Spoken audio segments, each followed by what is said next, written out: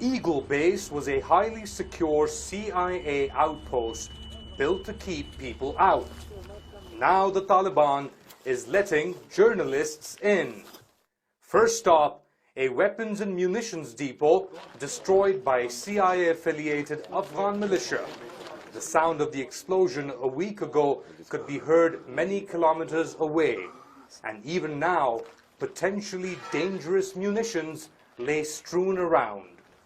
We heard a huge explosion in the city center, which is around 25-30 minutes from here, and it came apparently from this. This is all part of something called Camp Eagle, which also housed a CIA Black Ops site. The CIA spent more than $200,000 converting a brick factory into this base in 2002. 3 months later, prisoners were being subjected to what US President George W. Bush's administration called enhanced interrogation techniques. But President Barack Obama later said many of the measures amounted to torture. Visiting journalists are shown around by Taliban commander Maulvi Hasnain. He points out another location where he says Americans and security forces in the ousted Afghan government destroyed weapons and documents in the weeks leading to the US withdrawal. So you had a furnace here, and what were they doing here? Destroying? Like for weeks? And putting fire to different components. It's a huge area, isn't it? Yeah. This entire, like it must be... Yeah. When was this set up? It was villages before. After that they captured and they entered these villages and their base.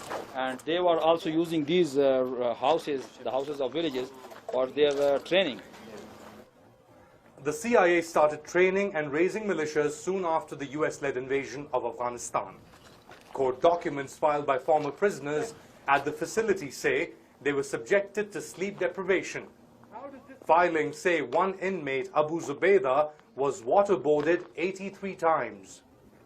Others were also forced to sleep naked on concrete floors. That practice led to at least one death from exposure to cold. There were slaps, facial holds, and small cells. According to the New York Times, this compound was used by the Central Intelligence Agency to evacuate Americans and Afghans in the weeks leading up to the US troop withdrawal. Most of the base was gutted from August the 27th to the 30th, but the recreation room was left intact. And they had a foosball table, they had a couple of snooker tables. Just walk out behind. And it even says snooker club right there. Now that the Americans have left, light is being shown on a black site where human rights groups and US government agree torture was carried out. Ali Mustafa, TRT World, Eagle Base, Afghanistan.